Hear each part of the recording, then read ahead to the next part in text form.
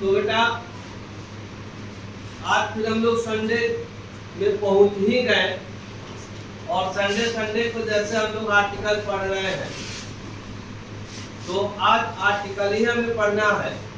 लेकिन इसके पहले वाले संडे में हमने पढ़ा था कि how to make the single item and the plural item of uncountable noun. But the word knowledge is the most important word for our life. Means that for every life. ये knowledge शब्द जो है प्रत्येक के लिए आवश्यक है और ये अनगिनत होता है, अनलिमिटेड होता है, जिसकी अंत नहीं होती है। इस ब्रह्मांड में कई तरह की कार्य प्रणालियां है और इसका कभी अंत नहीं हो सकता है। उसी प्रकार ये जो नॉलेज शब्द है हर क्षेत्र का अपना अपना एक कार्य प्रणाली होती है, यानी कि each area has own work, so it's also belongs to as the uncountable noun. Then यानी कि each the knowledge also expresses the sense of the general proper meaning, then article is not used before it. अगर जब knowledge शब्द समान अर्थ को व्यक्तित्व करता है तब उसके पहले आर्टिकल का प्रयोग नहीं किया जाता है अकॉर्डिंग टू योर रूल्स, क्योंकि इसका अर्थ नहीं है। हर कार्य के लिए आपको ज्ञान चाहिए, हर कार्य के लिए आपको ज्ञान की जरूरत है, हर वार्तालाप के लिए आपको ज्ञान की जरूरत है, हर जगह जाने आने के लिए आपको ज्ञान की जरूरत है। कहा गया कि भाषा का एक ज्ञान नहीं हो तो हम इस ब्रह्मांड में सर्वाइव नहीं कर सकते हैं। यानी कि if we have no knowledge of any subject then we can't survive in the world।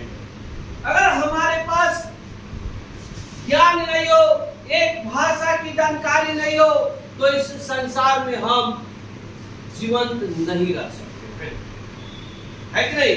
जैसे यहाँ कहा है कि knowledge is the very important, ये समान अर्थ को व्यक्तित्व कर रहा है कि ज्ञान बहुत ही महत्वपूर्ण होता है। तो यहाँ पर कोई विशेष अर्थ को व्यक्तित्व नहीं कर रहा, इसलिए यह क्या है तो UN क्या है UN, यानी कि अनकाउंटेबल नाउन। इसलिए इसके पहले बेटा किसी भी आर्टिकल की जरूरत नहीं है।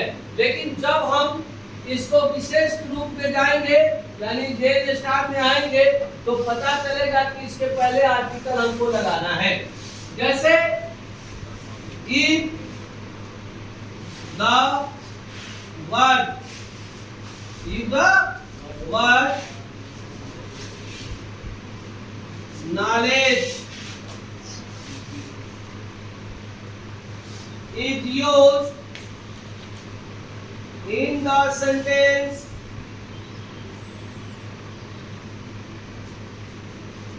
to denote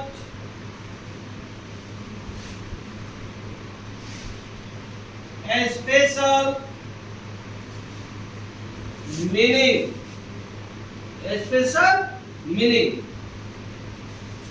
like a article is used before it। या का स्टार है, कलम रोक लीजिएगा। करेक्ट जब यहाँ देखिए बेटा, correct if the word knowledge is used in the sentence, correct जब किसी वाक्य में knowledge शब्द का प्रयोग हो, इसका प्रयोग हो knowledge शब्द का, करेक्ट टू डिनोट और इससे बोध होता हो या व्यक्त होता हो का स्पेशल मीनिंग। और मीनिंग स्पेशल मीनिंग मतलब खास अर्थ। क्या हो? अब यहाँ पर कोई खास अर्थ का जिक्र नहीं किया जा रहा है, लेकिन यहाँ पर अवश्य ही खास अर्थ का जिक्र किया जाएगा। यहाँ जनरल बोध किया जा रहा है कि knowledge is very important for the every person who belong to the any society।